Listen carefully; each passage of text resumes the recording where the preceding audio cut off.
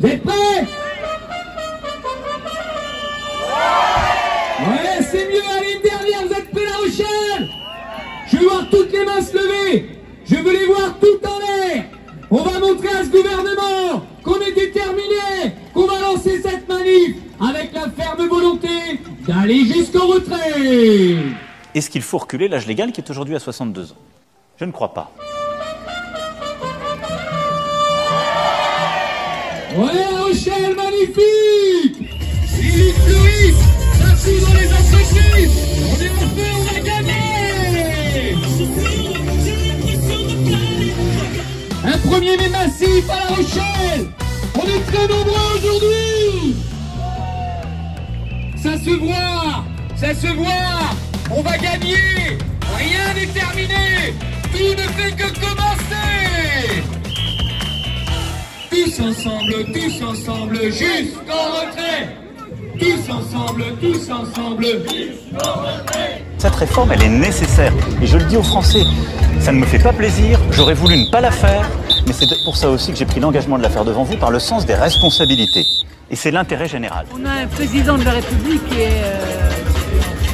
c'est un merdeux, moi j'appelle ça.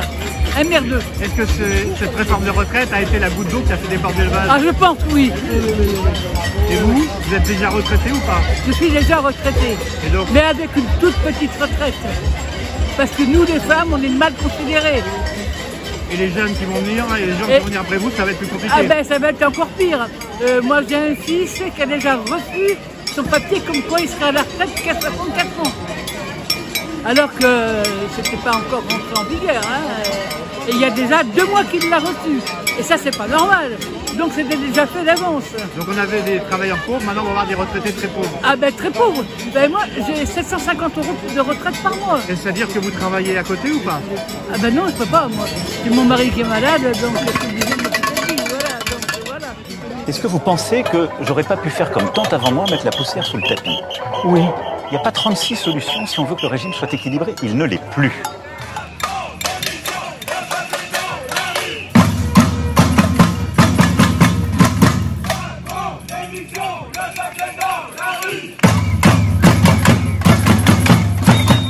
Je ne céderai rien, ni aux fainéants, ni aux cyniques, ni aux extrêmes. Moi, je suis professeur des écoles. Il y a le problème des augmentations de salaire qui se posent. Il y a le problème des conditions de travail qui se posent. Il y a plein de choses autour, des problématiques qui sont aussi présentes dans le cortège, évidemment. Nous, dans la profession, pour arriver à 62 ans, c'est extrêmement dur. Il y a beaucoup de congés avant, de collègues qui se retrouvent en congé longue maladie ou en congé longue durée. Et on ira,